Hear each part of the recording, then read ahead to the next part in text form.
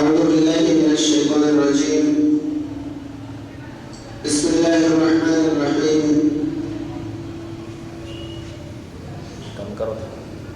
إن الله اصطفى آدم ونوحا وآل إبراهيم وآل عمران على العالمين ذرية بعضها من بعض والله السميع العليم. إذ قالت امرأة عمران رب إني نذرت لك ما في بطني محررا فتقبل مني إنك أنت السميع العليم. قرآن مجید سورہ آل عمران کی آیت نمبر 33 اور اس کے بعد کی چند آیتیں آج ہمارے درس میں. ان آیتوں میں اللہ رب العالمین نے ایک خاص واقعے کی جانب نشاندہی فرمائی ہے، ایک خاص مقام کا ذکر فرمایا. اللہ تعالیٰ نے فرمایا ان اللہ اصطفى آدم و نوحا، بلا شبہ اللہ رب العالمین نے آدم اور نوح علیہ السلام کو چن لیا تھا، انہیں برتری اور منتخب فرمایا. وآل ابراہیم، حضرت ابراہیم علیہ السلام کی آل کو بھی چن لیا تھا، چونکہ حضرت ابراہیم علیہ السلام کی آل میں، ان کے خاندان میں مسلسل انبیاء کرام تشریف لائے. ابراہیم کے بیٹے اسماعیل، ان کے بیٹے اسحاق، ان کے بیٹے یعقوب، ان کے بیٹے یوسف. ابراہیم علیہ السلام سے نیچے یہاں تک انبیاء کرام کا سلسلہ تھا، لہذا آل ابراہیم کہا گیا، ابراہیم علیہ السلام کی آل پر یعنی ان کے نسل پر.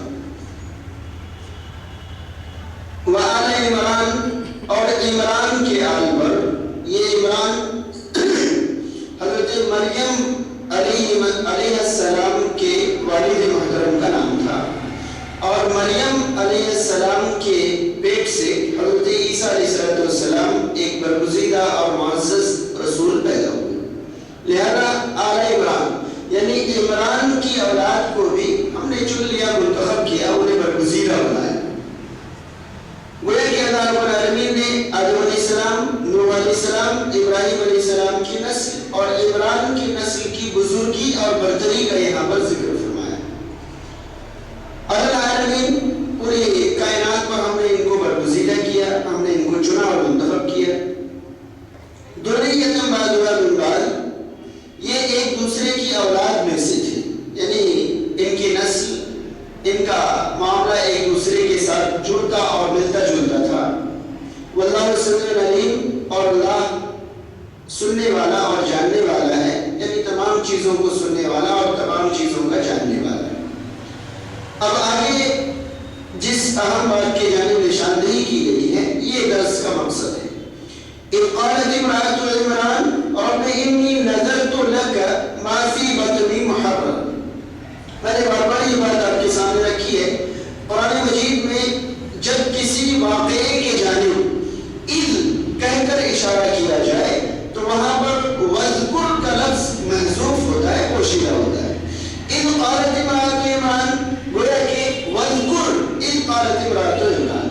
اے نبی کریم صلی اللہ علیہ وسلم، آپ اس واقعے کو یاد کیجئے، آپ اس وقت کو یاد کیجئے جب عمران کی بیوی نے کہا رب انی نذرت لک ما فی بطنی محررا، اے میرے رب میں تیرے لیے نذر مانتی ہوں. نذر کس چیز کی؟ ما فی بطنی، جو میرے پیٹ میں، جو میرے حمل میں پرورش پا رہا ہے، محررا میں اسے آزاد کر دوں گی. یہاں پر آزاد کا ایک خاص معنی ہے، اور وہ معنی یہ ہے کہ تیری عبادت کے لیے اسے الگ کر دوں. اس کے ذریعے سے کوئی کام نہیں لیا جائے گا، اس کے اوپر کوئی ذمہ داری نہیں ڈالی جائے گی، بلکہ یہ صرف تیری عبادت کے لیے خاص رہے گی.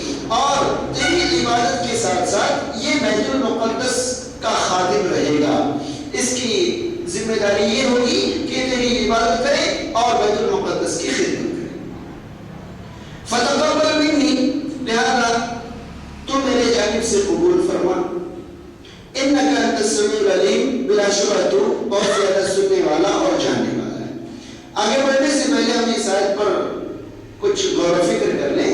پہلی چیز یہ، عمران کی بیوی نے اللہ کے لیے نذر مانی، تو گویا کہ نذر ماننا یہ اسلام میں جائز ہے، ایک شرط کے ساتھ، جبکہ وہ نذر کسی جائز چیز کی ہو اور صرف اللہ کے لیے۔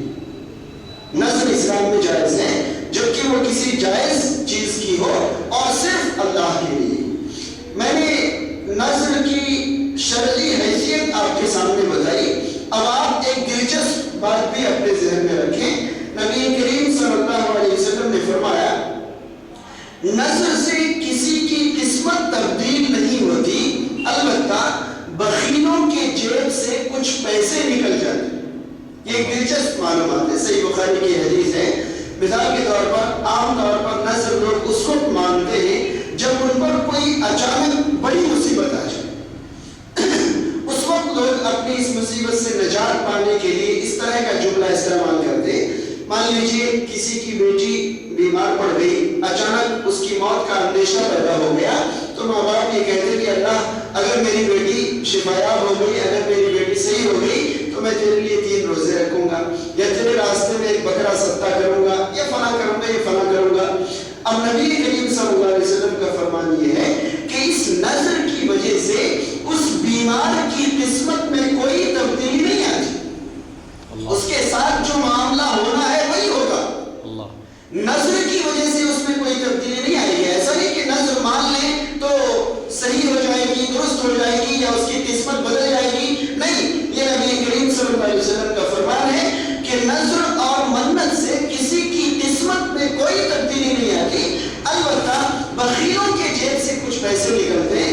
یعنی عام طور پر جو لوگ صدقہ و خیرات نہیں کرتے، عام طور پر جو لوگ اللہ کے راستے میں خرچ نہیں کرتے، وہ لوگ مصیبت کے وقت میں ضرور خرچ کرتے۔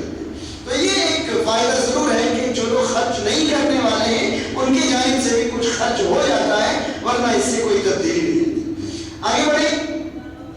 نظر تو لگا، میں نظر مانتی ہوں لگا تیرے لیے، اور یہ بار بار کہا جا چکا ہے کہ جو کام اللہ کے لیے ہو سکتا ہے وہ اللہ کے علاوہ اور کسی کے لیے نہیں ہو سکتا۔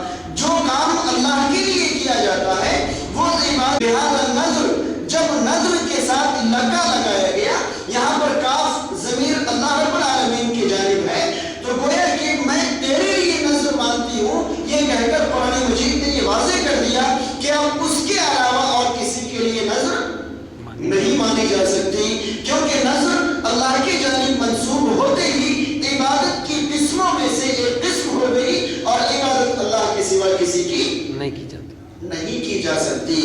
آج ہمارے مسلم سماج میں لوگ اللہ کے علاوہ کئی لوگوں کے لیے نذر مانتے ہیں، کئی لوگوں کو راضی کرنے کے لیے منتیں اور نذر مانتے ہیں، جو کہ قرآن مجید کی روشنی میں انتہائی نامناسب چیز ہے، اور اللہ رب العالمین کا حق اللہ کے علاوہ اور کسی کو دینے کے برابر ہے، اور جو شخص اللہ کا حق کسی اور کو دے یہ شرک ہے، جسے اللہ رب العالمین کبھی بھی معاف نہیں فرمائے گا۔ تو یہاں پر اللہ تعالیٰ نے عمران کی بیوی کا ذکر کرتے ہوئے یہ جملہ ارشاد فرمایا، انی نذرت لک، میں یہ نذر تیرے لیے مان رہی ہوں، گویا کہ اب خاص ہو گیا۔ ما فی بطنی محررہ، میرے پیٹ میں جو بچہ پل رہا ہے، ابھی ماں کو یہ نہیں معلوم کہ پیٹ میں پلنے والا بچہ مذکر ہے یا مؤنث، لڑکا ہے یا لڑکی، ابھی ماں کو نہیں معلوم۔ تو اس سے ہمیں ایک بات یہ معلوم ہوئی کہ کسی چیز کی ملکیت سے پہلے اگر اس کی ملکیت کا یقین ہو تو نذر مانا جا سکتا ہے، جیسے کہ احادیث میں بار بار ان باتوں کی وضاحت کی گئی ہے کہ جن چیزوں کا کوئی مالک نہ ہو اس کی نذر ماننا جائز نہیں ہے۔ مثال کے طور پر کوئی یہ نہ کہے کہ میرا بیٹا بیمار ہے، اگر یہ صحیح ہو جائے تو میں ایک ستارہ توڑ کے مسجد میں لگا دوں گا۔ ستارے کا مالک وہ نہیں ہے، اور ستارہ توڑنے کی طاقت بھی اس کے اندر نہیں ہے۔ البتہ اس طرح کے نذر مانے جا سکتے ہیں جس کی ملکیت کا یقین انسان کو ہو، حالانکہ ابھی ملکیت حاصل نہ ہوئی ہو لیکن ملکیت کا یقین ہو، تو اس طرح کے نذر مانے جا سکتے ہیں۔ یہاں سے یہ اشارہ ہوتا ہے۔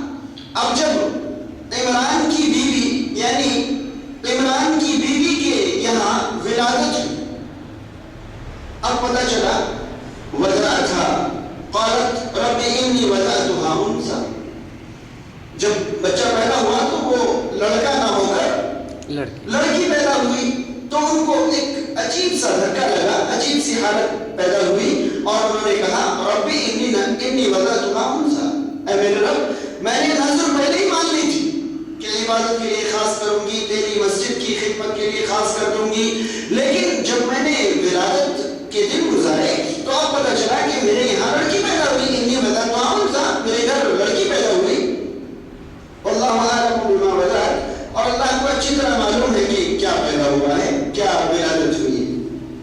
وَلَيْسَ الذَّكَرُ كَالْأُنثَىٰ، عمران کی بیوی نے یعنی مریم کی ماں نے کہا کہ مؤنث یعنی لڑکیاں لڑکوں کے مانند نہیں ہوتی ہیں، لڑکیاں لڑکوں کے مانند نہیں ہوتی ہیں۔ اس کا مطلب یہ ہے کہ لڑکیوں کو خاص حفاظت کی ہمیشہ ضرورت پڑتی ہے۔